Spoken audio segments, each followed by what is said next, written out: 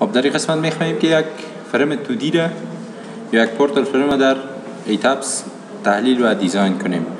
برای از این منظور ابتدا باز هم واحد تبدیل میکنیم به کیلوگرم فورس متر مثل برنامه ثبت. فایل، نیو مدل. اینجا 3 موضوع است. ایتابس تا حالا کدام پروژه کار نکردیم با شما در ایتابس وقتی که شما نیو مدل ایجاد میکنین 3 موضوع است. یکی چوز EDP است، دیفالت EDP است و نو است. EDP هم پسوندی است که تمام فایل های ایتابس به او پسوند سیف میشن، او را EDP میگن. و چوز EDP مفهومش است که اگر کدام پروژه قبلا کار کردی میخوای اون مشخصات در پروژه فعلی هم تطبیق کنی، از این استفاده میکنی. ببینید ببینید اینجا 3 تا پروژه قبلا کار کردیم، اگر بخوایم مشخصات چه در پروژه فعلی پیاده کنم، از اینجا ما میتونیم یک اینا رو انتخاب کنیم و پیش بریم.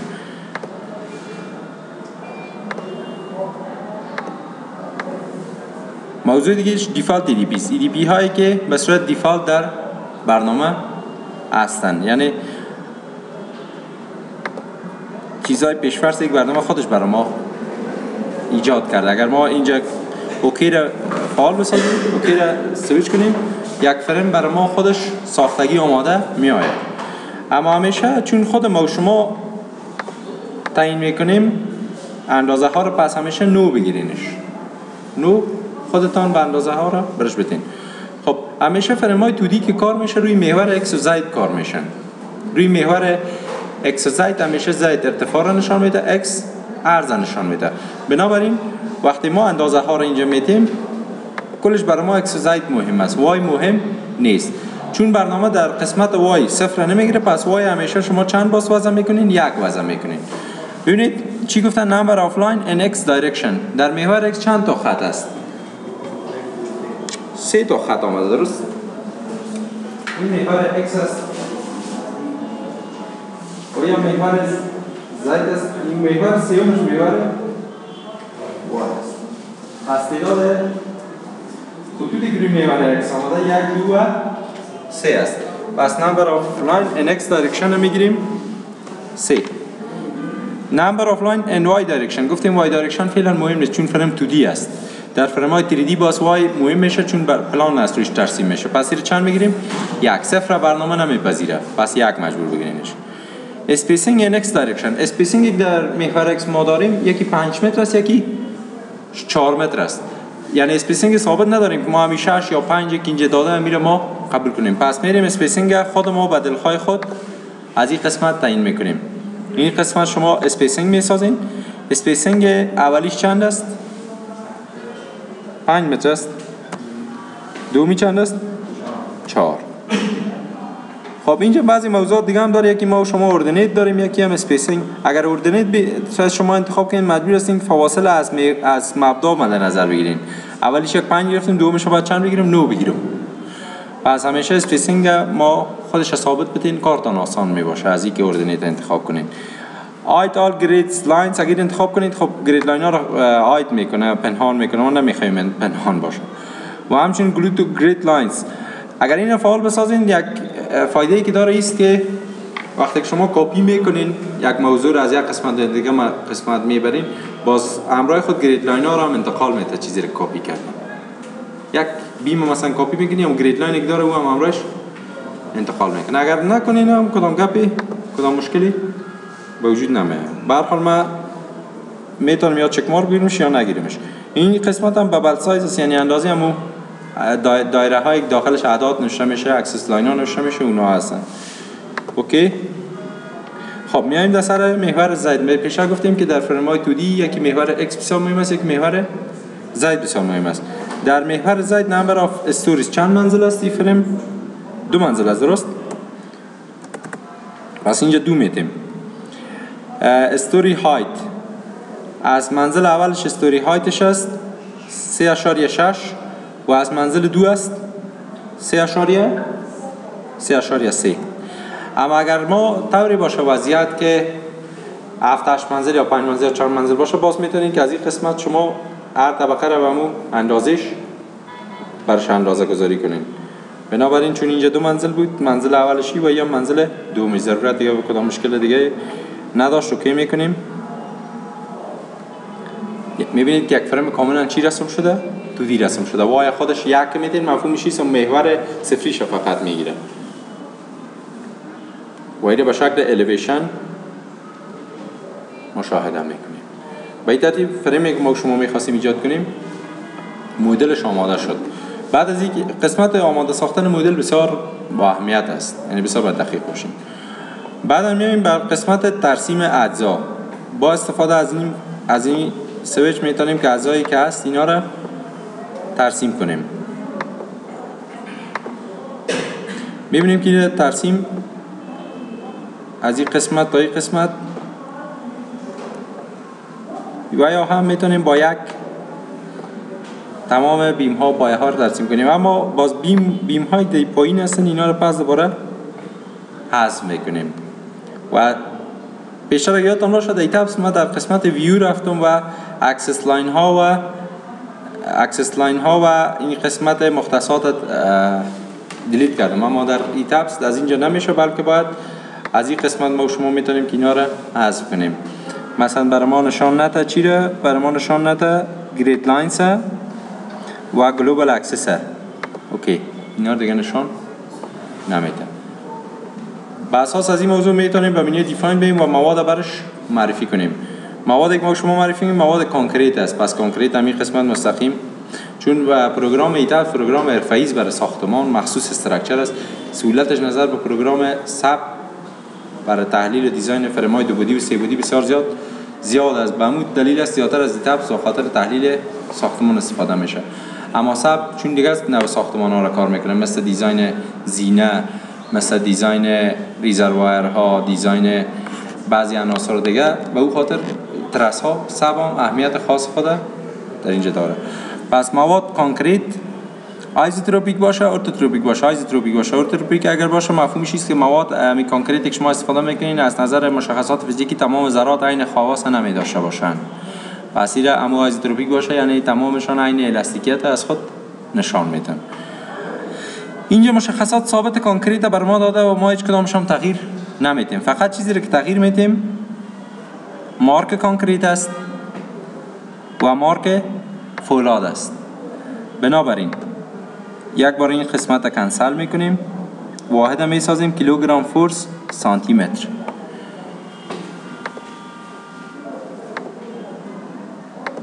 مارک کانکریت را میسازیم 200 دادیم بیشتر 200 کیلوگرم. مارک استیل را میسازیم 2800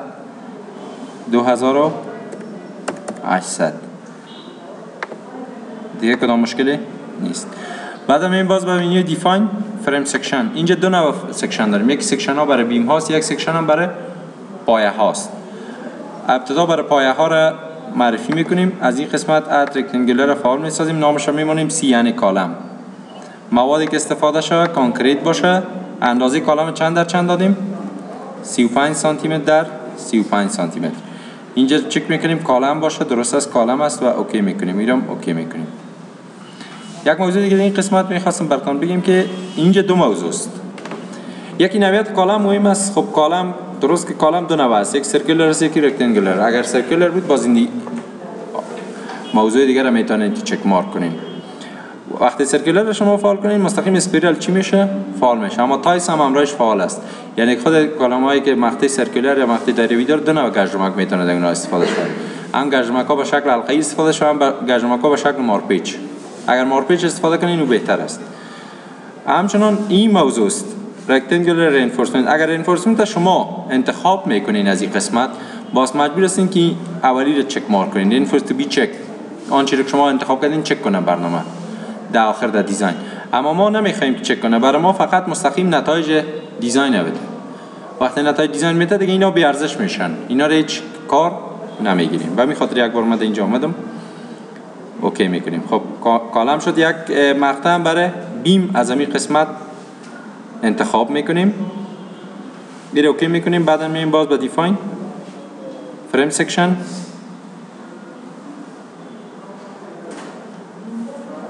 این دفعه برای بیم ها چند در چند است؟ 40%. 40 ارتفاعش است و 35 هم عرضش است. این قسمت هم نامش رو میمونیم بی یعنی بیم. رینفورسمنت فعال میسازیم این قسمت بیم میسازیم. درست؟ میبینید که کور چند گرفته؟ 4 سانتی گرفته. کور یک بره. یادتان باشه کور خب کد سی هرچند توصیه میکنه که کور شما برای بیم ها 1.5 اینچ بگیرین و برای پایه ها 4 تا 5 سانتی بگیرین. اما نظر به 10% مقطع میگیرن معمولا. برنامه هم 10% مقطع میگیره. اگر مقطع شما معرفی کنین مثلا 40 در 40 کور میگیره 4 سانتی برای یک پایه بخصوص. 50 در 50 کور میگیره 5 سانتی. اگر پایه 20 در 20 باشه کور میگیره 2 سانتی. این خب درست نیست که برای پایه 20 در 20 ما کور 10 سانتی بگیریم، 5 سانتی بگیریم. غلط میشه نه. پس اینو اوکی میکنیم ویرام. اوکی میکنیم این قسمتم. خب فعلا مشخصات داده شده. تمام بیم ها را انتخاب میکنیم. میایم به منوی سلکت by line object types. تمام بیم ها را انتخاب میکنین. بیم ها کلش انتخاب شد. میایین در قسمت assign frame section اینجا تایپ میکنین فقط بیم خودش میایه. اوکی میکنیم. مشخصات بیم ها داده شد. اما پایه ها هنوز داده نشده. هنوز امو استیلی که پیش فرضش هست امو رو گرفته. پس یک بار پایه ها را تمامشان انتخاب میکنیم. by line columns. اوکی. تمام پایه ها انتخاب میشه. از قسمت منوی assign سی میسازیمش. اوکی. کالم ها و بیم ها تماما انتخاب شدن. حالا میتونیم که در قسمت define static load case بارهای دید لود و لایو لود وجود داره، چون این فرمی نیست که ارتکوک ما محاسبه کنیم. پس همین دو لود برای کافی است و اوکی میکنیم و یک لود کمبینیشن هم برش میسازیم. فقط همون کمبو 1.2 دید لود و 1.6 لایو لود. اوکی. خب این پروژه ابتدایی هستند. پروژه‌ای که بعداً ما شما میخوانیم مغلق شده میره. پس از همین لحظه کوشش کنین که درسی که اینجا دادمش دستن یاد بگیرین. چی که بازده خانم بشنوی یمی وقت تلف میشه. اینجا یاد بگی بازوجی اگه یادت کدام وقت مرور درست. یعنی بعضی کسا خود ما هم عادت یک وقت داشتیم در مسیح می عادت از حال میشینه همونطور باز میبینه طرف موضوع بازده خانه میگه بیاز سیو است میخوانمش. خب چی فایده همین وقت همونجا هم تلف میشه. بنابراین تمام خب بیم ها یک منزل انتخاب میکنیم چون لوداش فرق میکنه. بیم منزل اول انتخاب میکنیم. البته واحد باز دوباره باید بسازیم کیلوگرم فورس متر، چون وزنهایی که ما شما میتیم به کیلوگرم فورس بر متر است. اما بر متر مربع هم نیست، بر متر است. مربع شما باز فرض کنید بیشتر زیادتر چون ما اصطلاح یاد ما میره که واحدات خطی است برای بیم ها. برای بیم ها واحدات همیشه خطی است. پس بیم ها رو انتخاب میکنیم. درست مثل همون فرمی است که ما شما در متد کنی کار کردیم. وای از یک ذره بزرگ بود، ما یک وای افقی داشت. در این قسمت باری که میخوایم برش بدیم، بارش تقسیم شده منظم است. دید لودش چند است؟ از منزل اول 19 صد است. 19 صد. اوکی. باز دوباره انتخابش میکنیم با استفاده از این موضوع و لایو لود رو برش میتیم. لایوش چند است؟ لایوش از 600 است. 600 لایو. بعدا فرم منزل بیم های منزل بالا رو انتخاب میکنیم.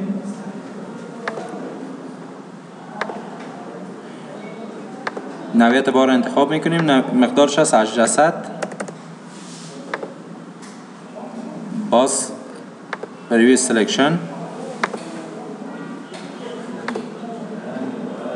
اندازه رو میتیم برش 500. درست. خب بارگذاری هم به اتمام رسید. بله 600 است. خب خیلی 500 باشه. فرق نمیکنه. بارگذاری خلاص شد. میایم در قسمت تحلیل set analyze option 2D فریم است. درست. اینجا 4 موضوع داریم. یکی full 3D. وقتی از full 3D استفاده میکنین باید ساختمان 3 بودی باشه و اتکاهایش کلش فیکس باشه. این فول 3D میگن. یعنی درجه آزادی اید نداشته باشه. یکی 2D است. 2D در بعضی محورها درجه آزادی میده. بخصوص در محور با هر قسمت 1 درجه آزادی برش قائل میشه. این برای x زید است. برای y زید باز از دیگه جهت است. ما و شما با x زید کار کرده میریم فعلا. و یکی هم نو زید روتیشن است. اگر اتکاها را شما پن بگیریم، پن مد نظر بگیریم، باز از این استفاده میکنیم. پس ما و شما از این استفاده میکنیم. پی دلتا اف ایکس شامل نمیسازیم چون لانگ کالم نداریم. اوکی.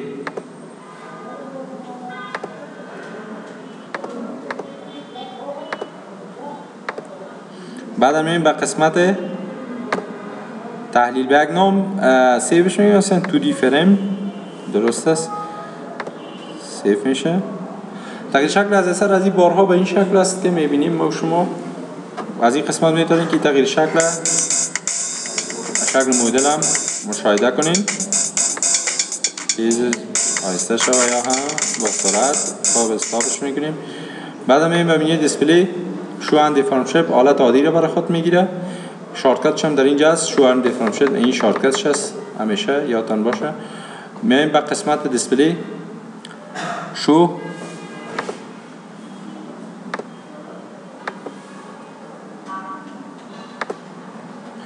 مثل ساب مومنت 33 شیار دو از اثر ددلود نه بلکه از اثر کمبینیشنی که ما ساختیم. فیل دیاگرام نه بلکه قیمت ها را برای ما نشان بده. اوکی میکنیم.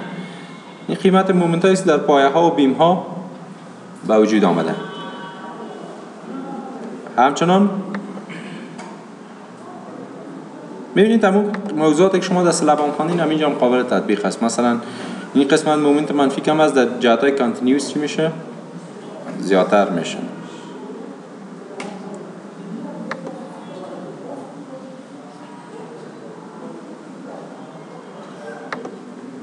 شارتکت از هم در این صفحه است، این شارتکتش است. دیگه دفعه از طریق شارتکت و برش ها هم میتونیم ببینیم اندازه هایشه. خب به هر حال میایم در قسمت دیزاین و سلکت دیزاین کامبو. ببینید یک وقتی شما یک کامبینیشن میسازین، برنامه دو کامبینیشن دیگه فوراً بر شما کمکی میسازه. به نظر به هر کدامش که باز کریتیکال بید شما میتونید که از او استفاده کنید. خب ما اینو در لیست کامبینیشن های برنامه اضافه میکنیم، اما کامبینیشن های برنامه کرده از لیست دیزاین اونها ریموو میکنیم. یک اگر ببینیم چی کار کرده. ببینید همون فاکتورایی که ما کار کردیم 1.2 1.6 و دیگه شما حتما 1.4 دید لود گرفته. اینا رو پاس میکنیم فقط با کامبینیشن خود ما دیزاین صورت بگیره.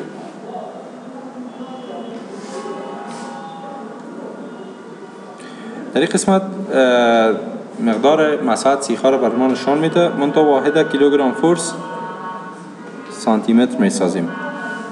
خب 4 سانتی در این قسمت، در هر قسمت بالا و پایین سیخ مثبت و منفی رو برای ما نشان داده. اما پایه ها رو ببینید، پایه ها رو چند در چند ما شما معرفی کرده بودیم. 35 در 35 معرفی کرده بودیم. 12.25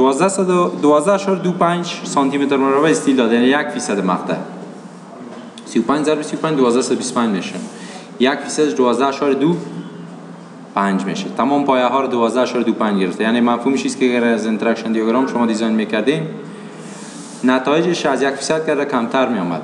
وسیله کلش 1% گرفته. از 1% کمتر نمیگیره. اگر شما بار هم نتین برای از این فریم دیزاین کنین، پایه رو 12.5 براتون میده، از او کم اجازه ندارین که بندازین. اما اگر مقدار بار رو بسیار باز زیاد کنین، پایه ها هم چی میکنن؟ تغییر میکنن مقدار فیصدی. چون پایه یک عضوی است که با 35 در 35 بسیار بار بیشتر از این میتونه برداشت کنه. همین این پایه رو ما شما ببینید بسته ساختمان بالایش اومده 35 در 35 مقطعش است. فیصدی تیغش از 1% شاید چی باشه؟ زیادتر باشه. پس این وزنایی نیست که زیاد قابل توجه پایه باشه و پایه بیایه فیصدیش از 1% بالا بره. اما اگر ما مثلا وزنا رو تغییر بدیم، باز میشه که تغییر بیافته. باز میایم به دیزاین انفورمیشن، مثلا این قسمت رو بسازیم. شیر انفورسمنت هم برای ما نشان میده. این شیر انفورسمنت چیز برای هر میتونیم ولی آبگاج مکاس با پایه کامل صفر گرفتهش، یعنی میگه ضرورت نیست. اما ما شما بازم منیمم میشه اونجا اپلای میکنیم. خب در این قسمت باز دوباره میایم به قسمت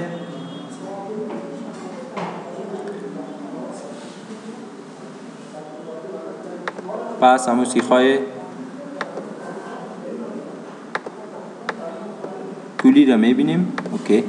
همچنان اگر مثلا ما بخوایم پایه ها از 1% زیاد شه، باید بار را چی کنیم؟ بالای بیم ها زیاد کنیم. مثلا بالای از این بیم و از این بیم بار را بسازیم زیادتر. مثلا یک بار اضافی دیگه برش بدیم، یک دیدلود برش میتیم به اندازه 8000. شاید خود بین فعل هم شبه در این بار. اوکی. واحد هم کیلوگرم فور سانتی متر است. این دیگه بسیار زیاد شد. کلش فعل میشه دیگه مطمئنم. تغییر شکل رو ببینید. بیایم در قسم کلش شاید فعل شده باشه به خاطر اینکه بسیار زیاد دادیم.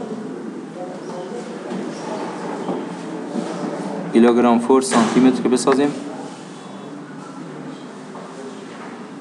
خب فعل نشد اما پایه ها هم از اون مقدار زیاد باز هم پایه ها تحمل شه دارن اما استیل در بیم ها چی شده؟ زیاد شده پایه ها هنوز هم تحمل دارن. واحد هم میسازیم کیلوگرم فورس متر و حالا یک بار باز میکنیم بار را زیاد میکنیم بار بسیار زیاد این پایه ها تحمل میکنن بار را این دفعه برش میتیم یک بار خیلی زیاد برش میتیم ببینیم که چی میشه.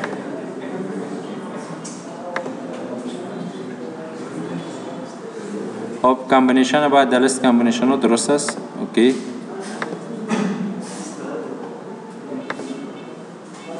اوور استرس شد دیگه فیل شد دیگه بسیار زیاد بار دادیم نه اوور استرس شد.